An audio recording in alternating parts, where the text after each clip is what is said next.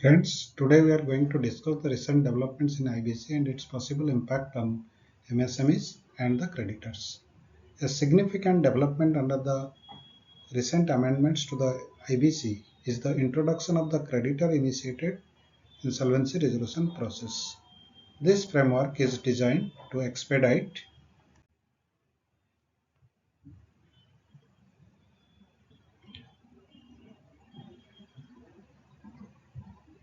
the initiation of insolvency proceedings, addressing one of the key bottlenecks under the existing regime, that is, the delays in the admission of the cases by the adjudicating authority. It may be noted that the IBC prescribes a timeline of 14 days for the NCLT to admit or reject an insolvency application. However, in practice, this timeline has rarely been adhered to, owing to protracted litigation and resistance from the promoters, resulting in significant delays in the judicial process. Given that the time and value maximization are the core objectives of the IBC, such delays lead to progressive erosion of enterprise value, including deterioration in the financial position, depletion of the assets, and disruption of business operations. This in turn results in substantial haircut to the stakeholders, including financial creditors, operational creditors, and statutory authorities. As per the available data, the average recovery rate remains modest at around 31% of the admitted claims, underscoring the need for early and decisive intervention. Against this backdrop, CIIRP seeks to enable creditor-driven early action, minimize delays in admission, and facilitate time-bound resolution, thereby improving the recovery outcomes and preserving the value. Dispensing with the requirement of NCLT approval for admission under the CIIRP process. CIIRP seeks to address the delays in insolvency admission process by eliminating the requirement of prior approval from NCLT for initiation, thereby enabling early creditor action. The process operates as under initiation by the financial creditor. How do they initiate? Financial creditors belonging to a certain class, as may be notified by the central government, holding not less than 51% in value, may decide to initiate a CIIRP process in respect of a defaulting corporate debtor and issue a notice to the borrower. Then, once the notice is received, the response by the promoter. The promoters are required to respond to the notice within 30 days. What happens if they do not respond? Reconsideration, or if they respond, reconsideration by the FCs. Suppose they respond within 30 days of the notice. Upon receipt of the response, the FCs with 51% share again has to reassess their decision. If they resolve to proceed, they appoint a RP who makes a public announcement and intimates the NCLT. Commencement of the CIIRP.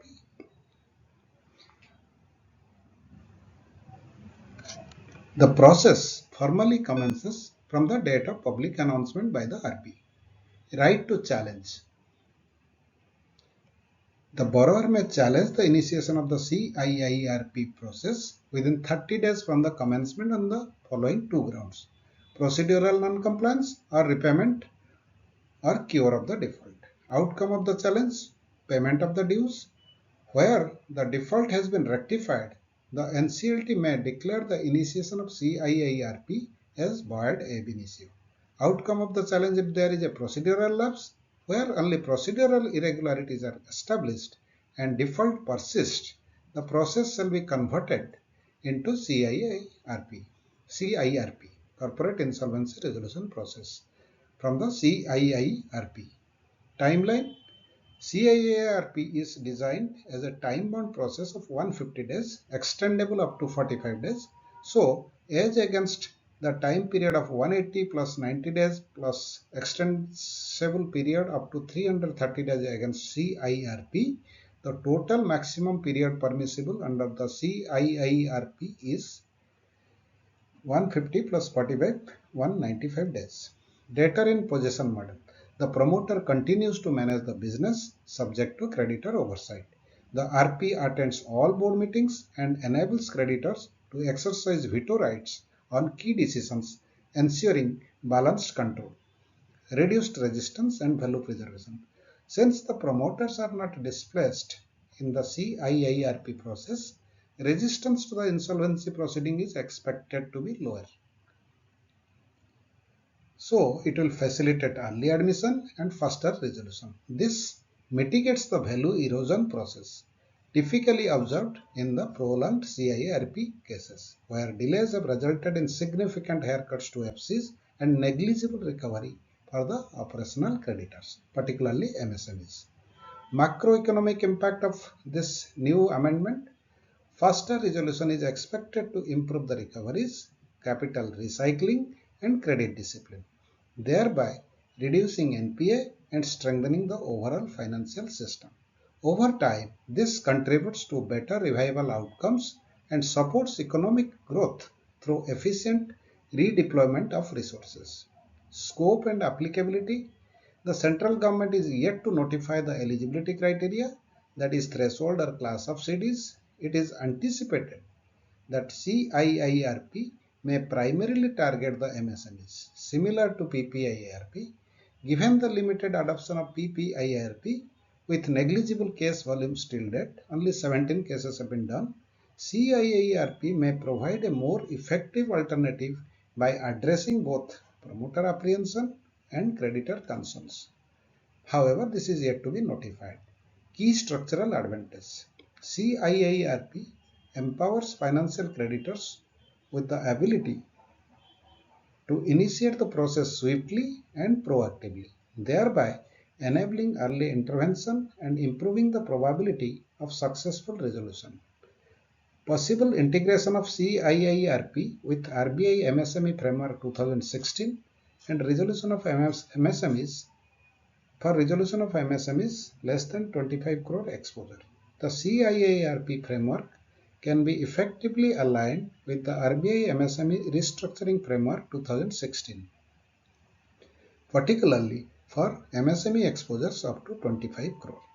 Under this framework, stress identification is mandated at an early stage, that is SMA 0 5 days overdue, and at least latest by SMA 2 category, where the committee constituted under the framework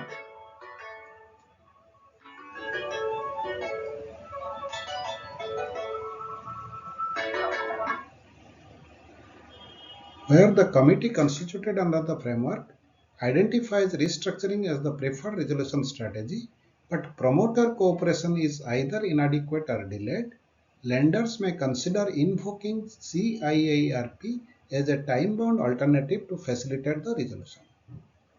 Lower decision threshold. A key enabling factor of CIIRP is the initiation requires approval of financial creditors holding 51% by value, which is significantly lower than the 75% by value and 50% by number as required under the RBI MSME framework. This facilitates quicker decision making and early intervention, thereby improving the prospects of a successful resolution.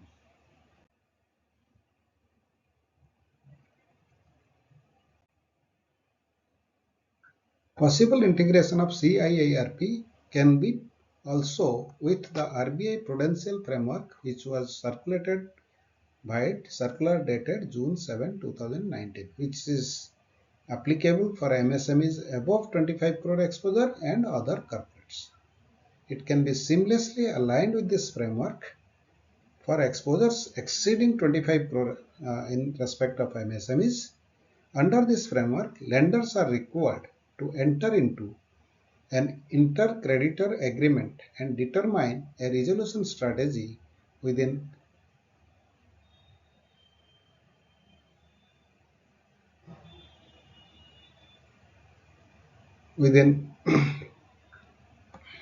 30-day review period from the date of default.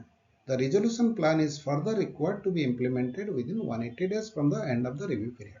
Failure to adhere to this timeline entails additional provisioning of 20% if not implemented within 180 days. increasing to 35% beyond 360 days.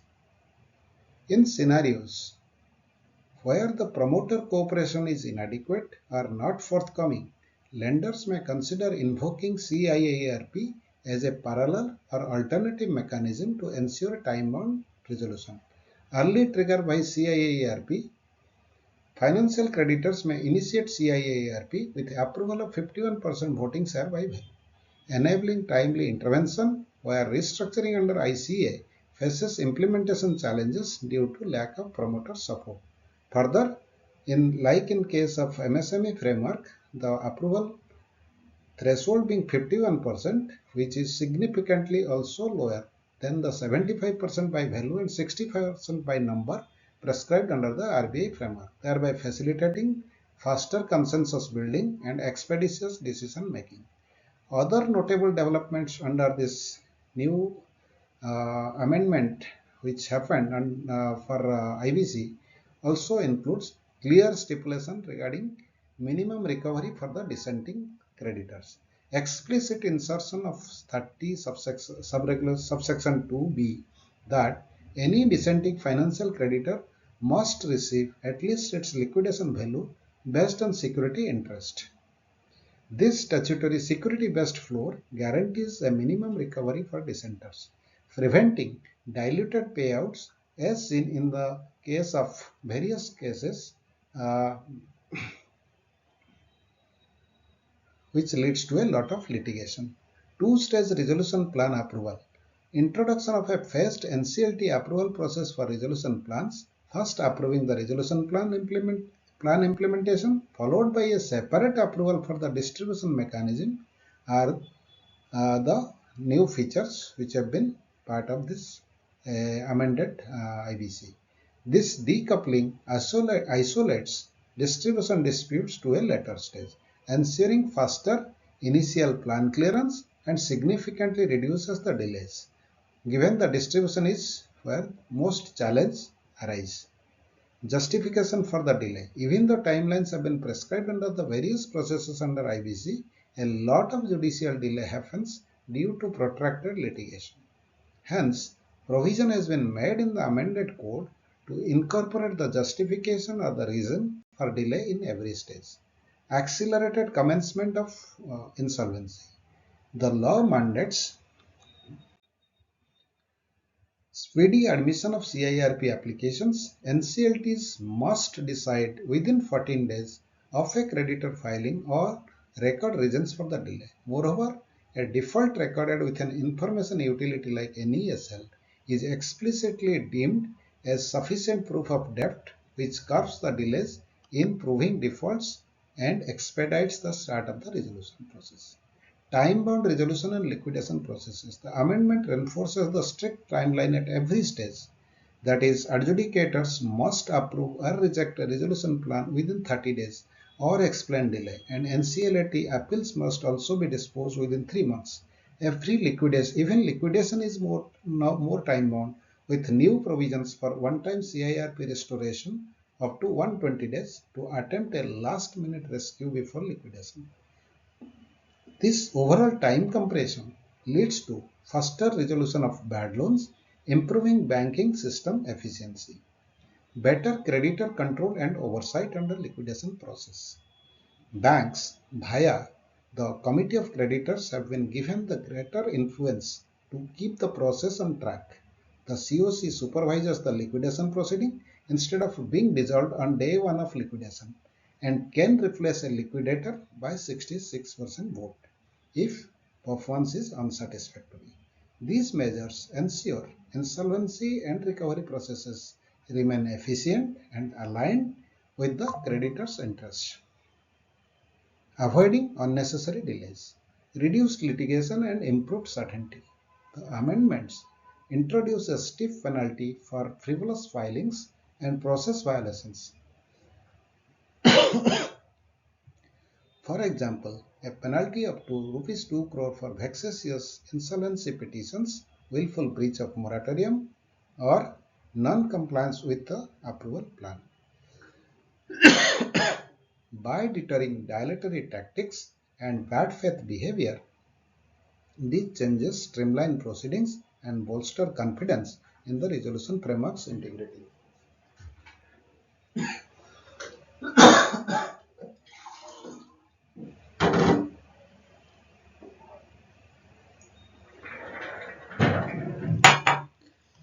Rationalization of look-back period for avoidance transactions. This is another feature of the amendment.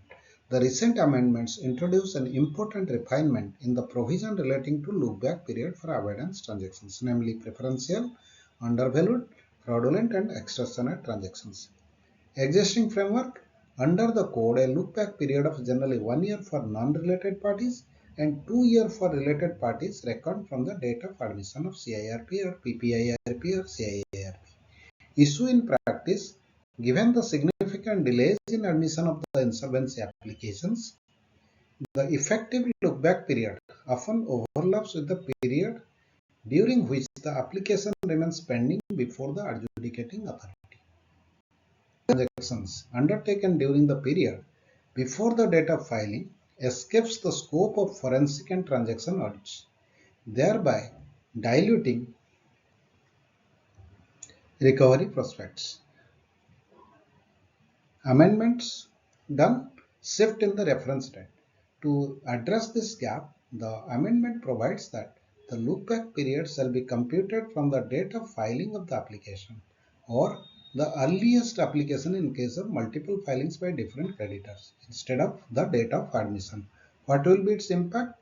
This alignment ensures that dubious pre-admission transactions are duly captured within the review period, strengthens the effectiveness of avoidance provisions, and deters the promoters from engaging in value-eroding transactions and adopting delay tactics. Overall, this enhances the creditor's ability to identify and claw back value, thereby improving the recovery outcomes. Easier entry into pre-pack.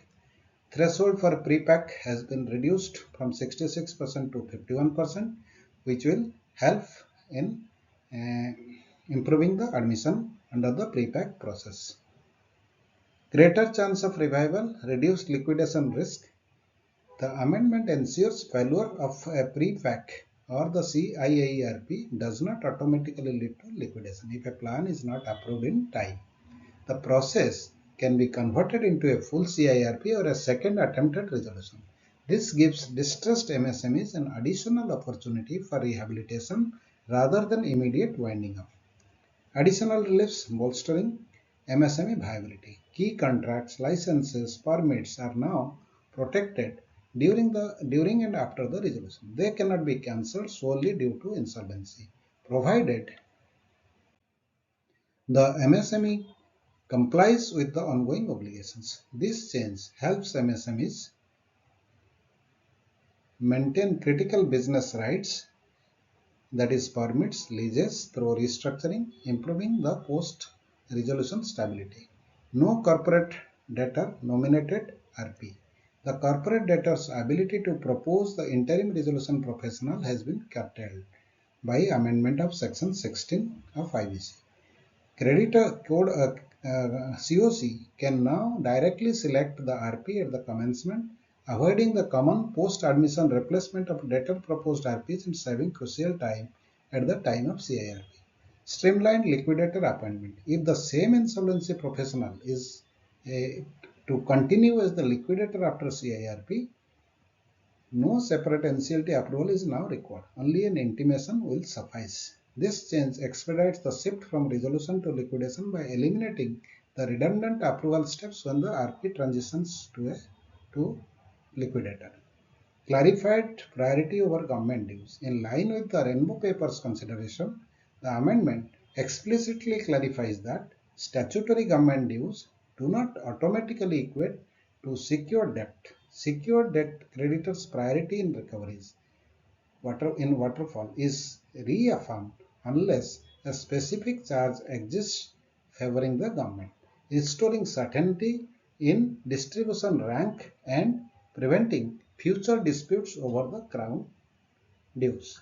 So all this fine-tuning done and the new processes brought in are expected to improve the recovery and resolution under the IBC process. So this is what Friends, thanks for the watching.